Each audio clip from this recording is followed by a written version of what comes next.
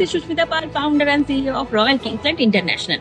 আজকে আমাদের 56তম শাখায় আমরা পৌঁছে গেছি নবদ্বীপ ধামে। হ্যাঁ, একদমই মায়াপুরের ঠিক কাছে।